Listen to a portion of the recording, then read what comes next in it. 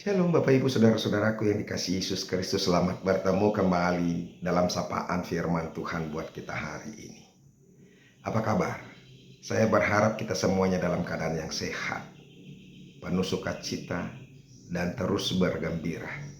Dan terlebih teruslah membuka hatimu untuk firman Tuhan, supaya firman Tuhan yang semakin meneguhkan, semakin menguatkan kita. Minggu kita adalah minggu Advent. 4 minggu adalah minggu Advent buat kita, supaya kita benar-benar mempersiapkan diri untuk kedatangan Tuhan Yesus yang kedua kali. Bagaimana caranya kita menanti kedatangan Tuhan Yesus Kristus? Tinggal di dalam Tuhan dan bertobat. Makanya mari dengarkan firman Tuhan, supaya apa? Pertobatan itu akan terjadi dalam hidup kita. Ketika kita betul-betul berserah kepada Tuhan dan mendengarkan firman Tuhan, maka firman Tuhan itu yang memimpin kita ke arah yang baru, berbalik arah. Amin. Firman Tuhan yang menjadi renungan buat kita hari ini yaitu yang terambil dari Hagai pasal yang kedua ayat yang ke-7.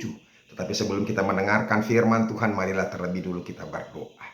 Kasih karunia dan damai sejahtera dari Allah Bapa dan dari anaknya Tuhan Yesus Kristus itulah yang menyertai hati dan pikiranmu sekalian. Amin.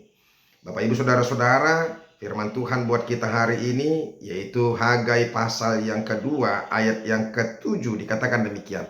Sebab beginilah firman Tuhan semesta alam.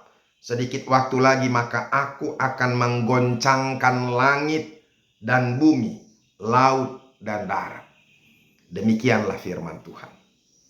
Bapak Ibu Saudara-saudaraku yang dikasihi Yesus Kristus dan diberkati Tuhan, dalam hidup banyak orang, termasuk orang Kristen, orang yang percaya kepada Yesus Kristus, sering sekali kita hidup dengan ragu-ragu.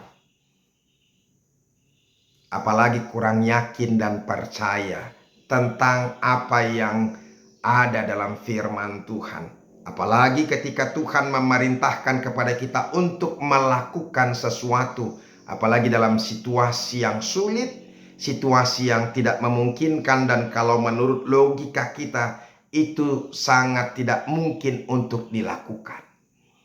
Makanya banyak sekali orang yang selalu beralasan untuk perintah Tuhan. Ketika kita disuruh oleh Tuhan, maka kita selalu berkata, tapi ya Tuhan, aku ini adalah orang yang lemah. Tapi ya Tuhan, aku ini adalah orang yang apa? Yang tidak pintar. Tapi ya Tuhan, aku ini adalah orang yang keluh ketika apa? Disuruh memberitakan firman Tuhan, dipanggil menjadi hamba Tuhan. Tapi ya Tuhan, aku ini adalah orang yang kurang berani, penakut Tuhan. Tapi ya Tuhan, banyak tapi yang selalu kita ungkapkan menjadi alasan buat kita untuk melakukan apa yang Tuhan katakan, apa yang Tuhan perintahkan. Bapak Ibu Saudara-saudara, demikian juga firman Tuhan buat kita hari ini. Zerubabel sebagai bupati Yehuda dan juga Yosua sebagai imam ketika itu, ya.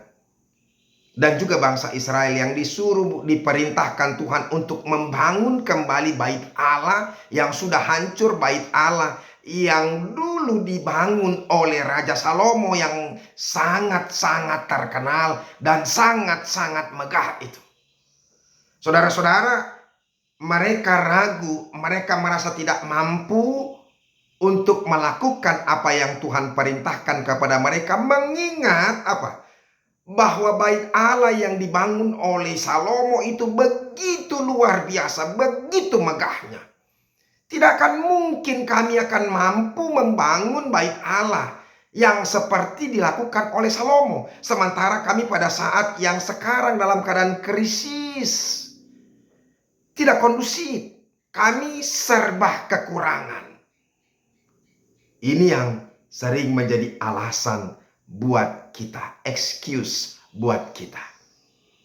Bapak Ibu Saudara-saudara, melalui firman Tuhan ini mereka mau diteguhkan, mau diingatkan, mau diyakinkan.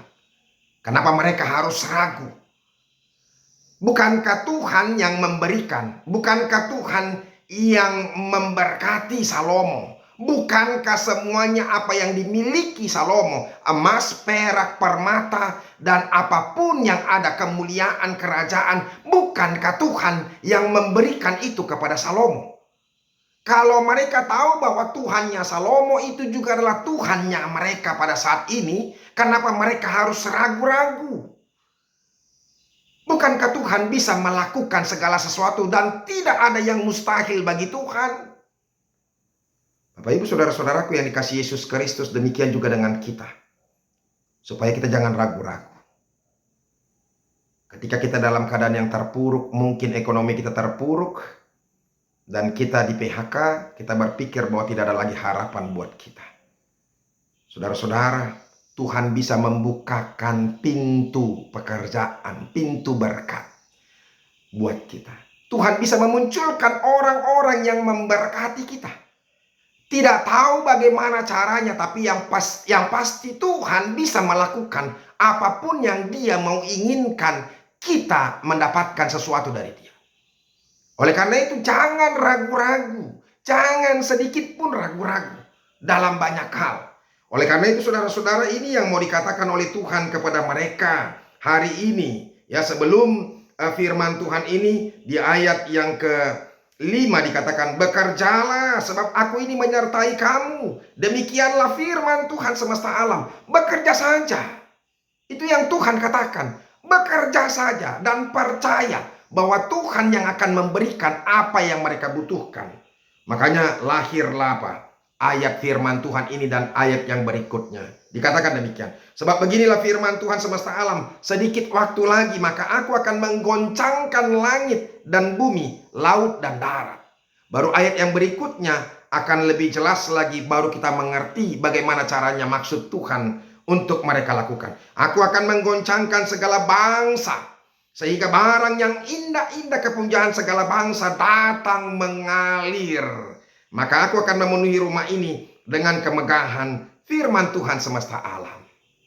Bapak Ibu saudara-saudara, Tuhan sendiri yang menggoncangkan. Tuhan sendiri yang apa? Yang memberikan apa? Segala harta dari bangsa-bangsa itu untuk mengalir datang kepada mereka. Kan itu atas kuasa Tuhan.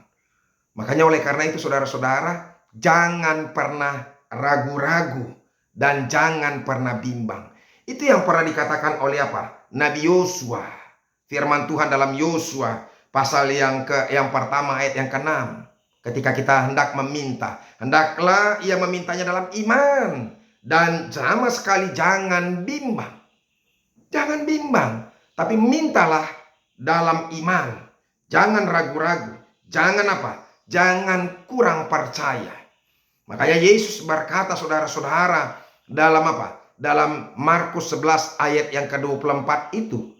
Itu yang sangat-sangat meneguhkan kepada orang-orang yang bermohon berdoa kepada Tuhan.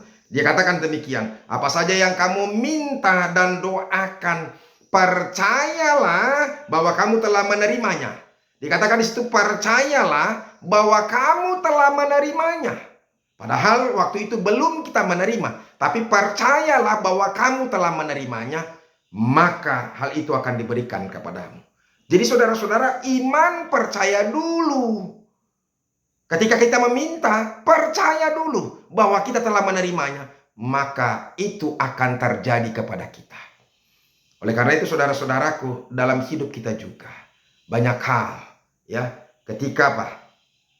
Ketika ada penyakit kita yang sangat-sangat berbahaya, mungkin kadang-kadang ada dokter yang berkata, ya, tinggal 2 bulan lagi, tinggal sebulan lagi, tinggal 2 minggu lagi, engkau akan mati. Tapi saudara-saudara, pernahkah kita melihat, meyakini atau mendengar bahwa ada orang yang sudah divonis dokter bahwa 2 minggu lagi dia akan mati, ternyata tidak mati sebelum Tuhan berkata bahwa nyawanya akan diambil, pantang untuk mengatakan mati. Oleh karena itu saudara-saudara, yakinlah, percayalah. Itu yang perlu kita imani, apalagi dalam saat situasi seperti ini. Apapun boleh terjadi. Apa? Sekarang varian ketiga katanya, ya, sedang kita waspadai, ya, COVID Omicron, kan? Tidak perlu kita ragu dan takut tentang itu. Kalau kita percaya kepada Tuhan, maka tidak akan ada yang bisa membahayakan kita. Amin. Biar Tuhan memberkati kita. Amin.